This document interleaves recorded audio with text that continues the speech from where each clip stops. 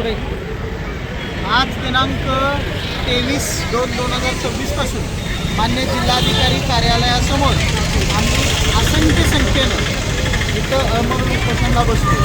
आमच्या मागण्या 2015ला मान्य 2/6/2015ला मान्य कलेक्टर महोदय आदरणीय माने साहेब यांनी आम्हाला 15.70 जागा सायबर टप्प्यात दिली।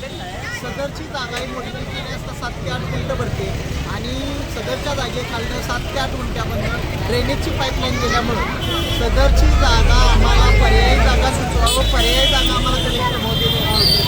गेले 2015 पासून ते 2026 पर्यंत सातत्यानं सतत मी आंदोलन मोर्चे दररोज त्यांच्या ऑफिसला जाते, पण आज ना उद्या परवा असं करत करत ते ढकलत देतात।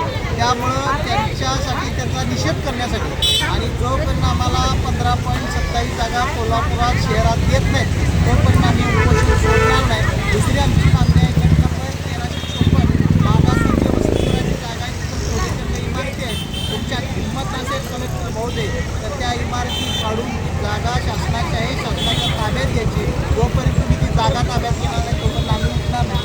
असंख्य समुदाय तुम्हाला दिसत असेल, माता भगिनी महिला बारकी पोरं सगळेजण एक उपोषण आंदोलनात आल्यात आणि सगळेजण एक आंदोलनात कायमस्वरूपी इथं बसणार आहेत आणि जोपर्यंत न्याय मिळणार नाही तोपर्यंत आम्ही उठणार नाही। कारण या सरकारला इथल्या प्रस्थापित व्यवस्था एवढंच सांगायचं आहे, भारतीय संविधानानुसार जनता मालक आहे, भारतीय संविधानानं आम्हाला अधिकार दिले तुम्हाला जाब विचारायचं, चुकीचं आहे त्याला चुकीचं म्हणणार, बरोबर आहे त्याला बरोबर म्हणणार। त्यामुळे तुम्ही दिलेली जागा अयोग्य असून ती जागा बांधण्यासाठी योग्य नाही, तुम्ही पर्यायी जागा द्या। दुसऱ्या गट नंबर 1354 मागासवर्गीय वसतिगृहाची जागा तिथलं अतिक्रमण मुक्त करून जागा खुली करून देत नाही तोपर्यंत आम्ही उठणार नाही हा इशारा